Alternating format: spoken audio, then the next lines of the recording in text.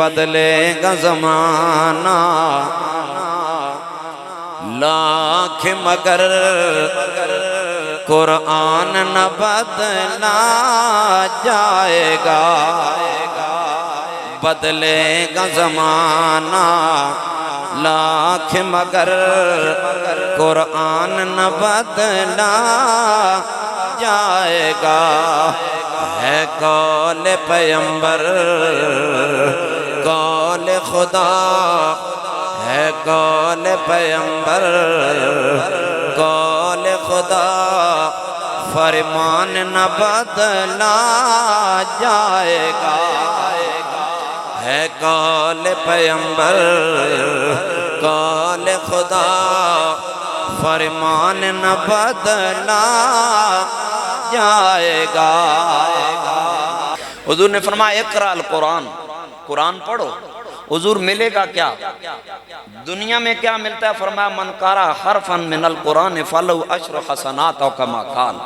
حضور نے فرمایا قرآن کا ایک حرف پڑھو، بدلے میں اللہ 10 نیکیاں عطا فرما دے گا۔ اور اگلے جہان کیا دے گا؟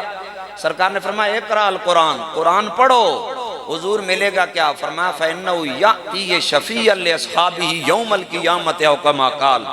حضور نے فرمایا دنیا میں تو پڑھ، روز قیامت یہ قرآن تیری شفاعت کا سبب بن جائے گا۔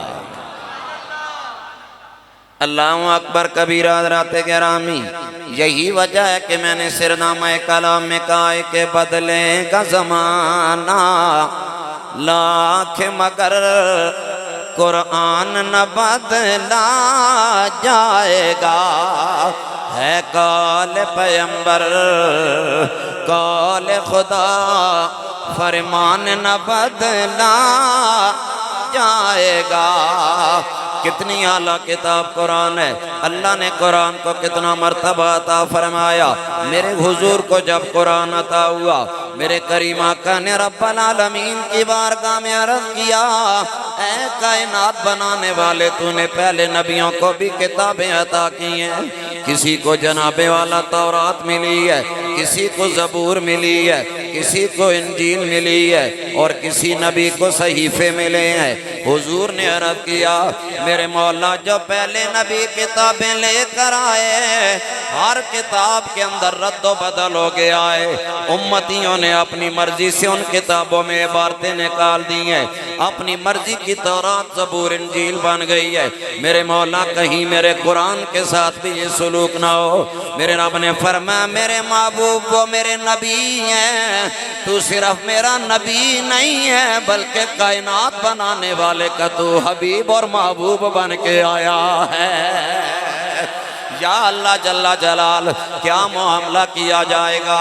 فرمایا میرے حبیب وہ تو میرے نبی ٹھہرے، جب ان کی شریعت کی باری آئی، ان کی طریقت کی باری آئی، ان کی کتابوں کی باری آئی، میں نے جناب موسیٰ کو بلا کے ان کی کتاب عطا کر دی، داؤد کو بلا کے ان کی کتاب عطا کر دی، عیسیٰ نبی علیہ السلام کو بلایا، انہیں بھی کتاب دے دی۔ میرے محبوب جب میں نے ان نبیوں کو کتابیں دی ہیں، میں رب نے انہیں حکم دیا، میں نے فرمایا اپنی کتابیں لے جاؤ، اب تم جانو، تمہاری شریعت جانے اور تمہاری کتابیں جانے۔ اسی وجہ سے ان میں تبدیلیاں آئی ہیں، ان کی حفاظت کا ذمہ میں نے نہیں اٹھایا ہے۔ یا اللہ پھر میرے قرآن کا کون ذمہ اٹھائے گا؟ اللہ نے اعلان فرمایا اِنَّا نَحْنُ نَزَّلْنَا الذِّكْرَ وَإِنَّا لَهُ لَحَافِظُونَ۔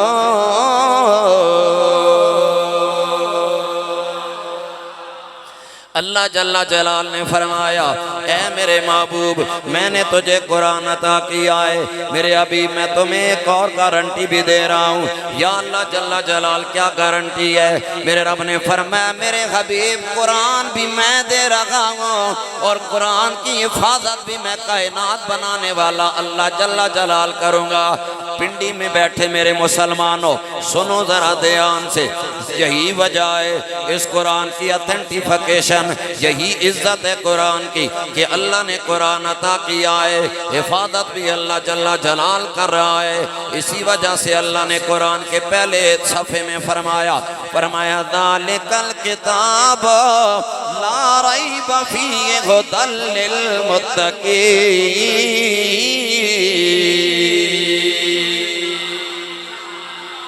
بات سمجھ رہے ہیں کہ نہیں سمجھ رہے ہیں؟ پلے پڑھ رہی ہے کہ نہیں؟ قرآن کی اتھنٹیفیکیشن دیکھیں کتنی ہے۔ فرمایا یہ کتاب ایسی کتاب ہے جس میں شک شبے کی گنجائش ہو اور ہدایت ہے متقین کے لیے۔ اچھا قبلہ ایک بات سنیے، اللہ یہ نہیں فرمایا کہ مدینے والوں کے لیے ہدایت ہے، یہ بھی نہیں فرمایا مکے والوں کے لیے ہدایت ہے۔ میرے رب نے فرمایا، عام جملہ ارشاد فرمایا ہے، گویا قیامت تک جو قرآن سے جڑتا جائے گا قرآن اس کے لیے ہدایت کرا آسان کرتا جائے گا۔ آج ہماری بے اعتدالی کی وجہ کیا ہے؟ آج ہمارے معاشرے کو گھن لگ گیا ہے۔ کیا وجہ ہے کہ ہمارے ہاں جناب والا بد اخلاقی نے جنم لے لیا ہے، ہمارے ہاں جناب والا بڑے چھوٹے کی تمیز ختم ہو گئی ہے، ہمارے ہاں ماں باپ کا احترام ختم ہو گیا۔ وجہ یہ ہے کہ ہم نے اپنا تعلق قرآن سے توڑ لیا ہے۔ حضرات گرامی وگرنہ یہ آفاقی کلام ہے، 1400 سال پہلے کائنات بنانے والے نے اعلان فرمایا، ذالک الکتاب لا ریب فیہ ھدی للمتقین۔